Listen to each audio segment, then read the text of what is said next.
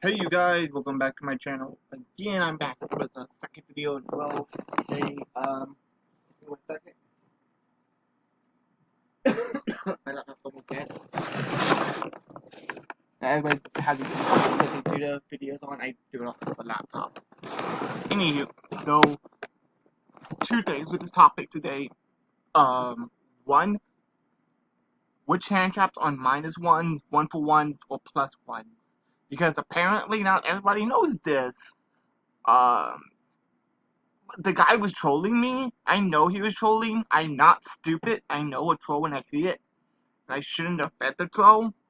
But just in case you guys don't understand card advantage, a card advantage does three types. Cards that make you go plus advantage, which means you start off with 5 cards, and then card effects that let you gain card advantage are pluses, like Pot of Extravagance, Ghost Ogre, Gameciel, I think, evenly match. Technically, pluses you cards, I think. Or no, it breaks even. Um, uh, so anyway, and then why you should be running hand traps, this format and every other format. Because apparently people don't realize that either. Again, he was trolling, I get it, but fine. Anyway, Phantasm the Dragon. Fantasy Dragon Phantasme. If your opponent controls if your opponent special summons a link monster, except during the damage step, you can special summon this card from your hand. Draw cards equal to the number of link monsters your opponent controls plus 1. Shuffle cards back into your hand, from your hand into the deck equal to the number of link monsters they control. When your opponent activates a card or effect that would target a card you control with quick effect, you can discard one card and get the activation. If you destroy it, you can only use each effect of this card's name once per turn. So it is a +1, as you can see, as it even says +1 on it. It's actually a +2 because you don't lose this either. So if your opponent has a 1 link monster, right? You summon this, you draw 1, put 1 back. Okay, if they have 2 link monsters, because that wouldn't plus you anything. Unless you know, because you draw 2. So they have 1 link monster on field. So you have 5 cards, right? Nothing on field, 5 cards in hand. That's it, right? They summon a link monster. You special summon this, draw 2 cards, put 1 back. You just went +1 because you drew 2 cards, put 1 back, and you now have 6 cards, or you still have 5 cards in hand, and you have this on field, which means you went +1. Ash Blossom. When your opponent activates the effect that includes one of the when your opponent activates when a card or effect activates that includes an effect, any effect of these effects, quick effect, you can discard this card from your hand, add a card from your deck to your hand, pressure summon a monster from the deck, send a card from the deck to the graveyard. You can it negates the activation. This card doesn't destroy the card, which is most unfortunate, but it's still powerful. Negating any summon from the deck is insane. Um, stopping search abilities or dumping mill effects is insane, and it is worth the -1 that you're taking. It's still a -1 because you lost 1 card and your opponent didn't. Losing an effect isn't card advantage. I know what that guy was saying. He's a fucking idiot. Ghost Ogre. When a monster on the field is activated, its effects, or when a spell trap is already face up on the field, activates its effect quick effect, you can just send this card from your hand to the graveyard, destroy that card on the field. You can only use the card effect name of Ghost Ogre and the snow of it once per turn. She's a 1 for 1 because you lose. You lose 1 card, your opponent loses 1 card. They don't negate the card, but it destroys it. This is really powerful against cards like Multi-Roll, so in Overafter, etc. Cards like that. So these are all 3 competitively viable hand traps at the moment. If your opponent controls a monster from if your opponent controls more monsters than you do, quick effect, you can discard this card to your one card in your hand, then look at one card your opponent extra deck. Also banish all cards in their extra deck with the same name as the refill card. You can only use this effect with the Ghost Ogre and the Winter Cherries once per turn. This is actually a very powerful card. If you know what meta decks are being played right now, you can literally just play a stun deck and then play Ghost Reaper. So you can play like Thunder Dragon, you play Nightmare Mermaid, Solomon Great, Link, the one they summon at first. The only thing is that this card sucks against Sky Strikers.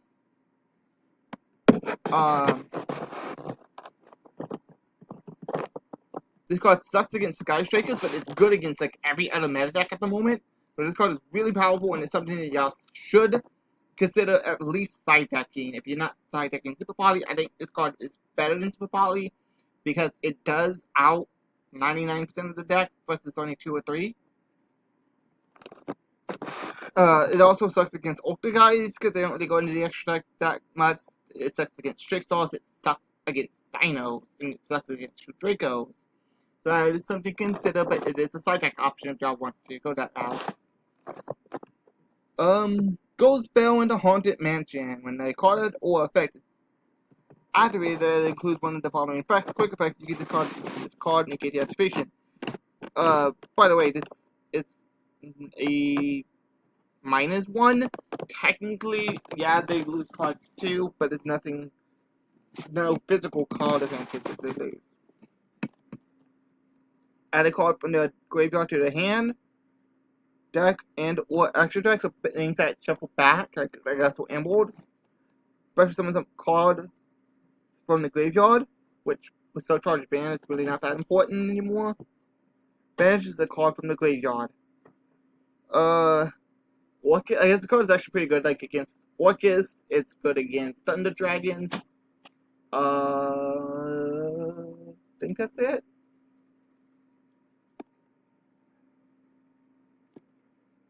So, yeah, that's something that y'all should consider playing. But, I don't think it's exactly this format. There's better cards like Ghost Reaper, which is something I actually need to pick up. I think it's pretty cheap right now, actually. Ghost Sister and Spooky Dogwood. Basically, during each player's turn, except, by the way, this is a -1 as well. Because you're not getting any card, you're losing a card, and your opponent isn't losing a card. That's card minusing. For y'all trolls who don't understand card advantage, because y'all are too stupid. Y'all must be Trump supporters. Anyway, I normally don't get into politics, but Trump's an idiot, and trolls are idiots, so. Whenever your opponent special summons a monster, you can discard this card when your opponent special summons a monster. Each time they do, you gain like points equal to that monster's attack. It's to stop OTKing. It's okay, I guess. Good against going into time. It is a -1 because you lose one card, but you're not gaining any cards off of this one card, and your opponent ain't losing any cards. So, Spec Phaler. This card is a really good main deck option too. I normally main Phantasmic, Ash, Ogre, Phaler, and or Infinite Impermanence. I'll get to that in a minute. During your opponent's main phase, quick effect, you can send this card from your hand to the graveyard, target one face up monster. Target one effect monster on the field. Obviously, it has to be face up to be an effect monster because effect monsters don't have effects. They're considered vanillas. Your opponent controls negate the activation of that face up card, and if you do, until the end of the turn, negate it. If the card, so this is a -1, it's still very powerful to negate the effect. That person who said that wasn't wrong, except that it is technically a -1. Not technically, it is a -1. If a card is added from your deck to the graveyard, to your opponent's hand, except during the draw phase, quick effect, you can send this card from your hand to the graveyard. For the rest of the turn, this card cannot be added from the deck. Cannot be added from either player's main deck to their hand. So that means draw power 2. It's okay card. It's a pretty good card. It is a -1. Again, you're not gaining any advantage, you're just stopping your opponent from gaining advantage, and you're losing one card. Digi Crow, quick effect. You can discard this card from the graveyard, target one card in your opponent's graveyard, banish that target. It's really good. It's not good enough for competitive play at the moment, but it is good. It's -1. I'm not going to repeat myself. Cannot be normal summon a set, must be special summoned by a card effect. When your opponent activates a monster effect while you control no monsters, quick effect, you can special summon this card. Both this card from your hand and one side frame driver from your hand and one from your hand or deck or graveyard. And if you do, negate the activation, and if you do, destroy that card. This is actually a plus. It's one of the few hand traps that actually do plus you cards. Maxi, Phantasme, and I believe this and the other Gammas. They negate the card, it destroys it. That's 1/1, and you summon Driver, which is a +1. So it's a +1. Evenly matched. Also, at the end of the battle phase, if your opponent controls more cards than you do, make your opponent banish cards from the field face down. So they control the same number of cards that you control. It basically breaks even. I'm not having to explain to you why that's good, even though it is just an even card. If you control no cards, you can activate this card from your hand. Target one face-up monster your opponent controls, negate the activation, and if you do, destroy it. And if you do, negate the activation, it doesn't destroy. So you lose a card, but it does negate the effect. If the card is set, cards in that zone cannot be used that turn. That seems like it would be relevant, but it really isn't that relevant. Not irrelevant as people might think it is.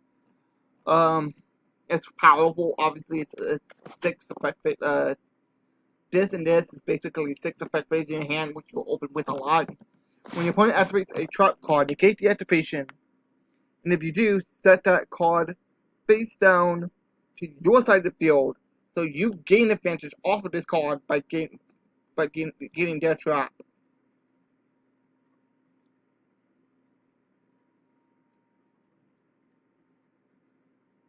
You can activate this card from your hand by paying half your life points. So, yeah, that's very powerful.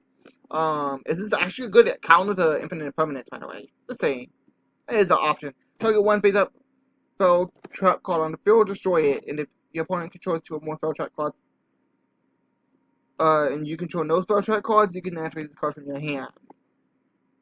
So these are like the best hand traps in the game at the moment. Far from the only hand traps, but they are the best at the moment. And I'm not saying that you should play hand traps. Well, you should. They're amazing, especially if you're playing just online and they're free. Why not play some of the best, most powerful cards ever released? These are back row in your hand, which people will fine with back row, but not hand traps. Go figure, whatever, fine.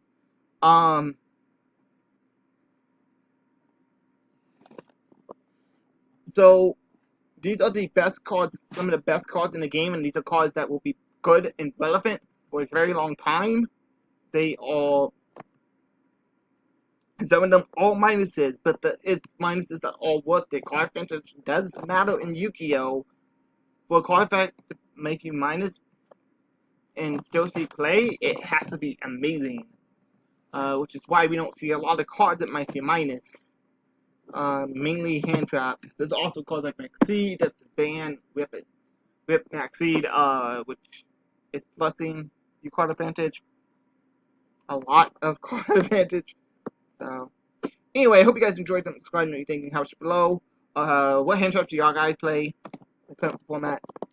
I'll get you guys later. Jinzo. And now, I promise this is my last video for today.